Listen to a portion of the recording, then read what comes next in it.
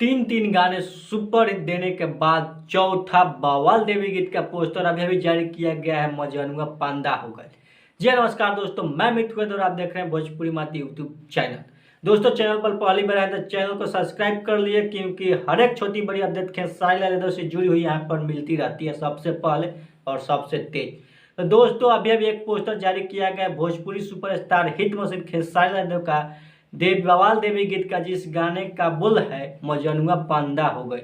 इस गाने को कल सुबह 6:30 SR के म्यूजिक पर रिलीज किया जा रहा है, जिसमें एक्ट्रेस है आस्था सिंह। और इस गाने के लिरिक्स राइटर की बात करें तो कृष्णा बेदर्दी जिस गाने को लिखे हुए हैं और हिट मशीन खेसारी लाल यादव जिस गाने को गाए हुए हैं। और कृष्णा बेदर्दी और खेसारी लाल यादव का ये जोड़ी चौथा ही गाना आ रहा है देवी गीत। अभी तक जो भी देवी गीत रिलीज हुए वो कृष्णा बेदर्दी का लिखा ही हुआ है। अभी तक किसी सुपरस्टार का गाना रिलीज भी नहीं। तो वीडियो पसंद है तो वीडियो को लाइक शेयर कमेंट जरूर कीजिएगा। फिर मिलते हैं एक नए वीडियो के साथ, तब तक के लिए बाय बाय।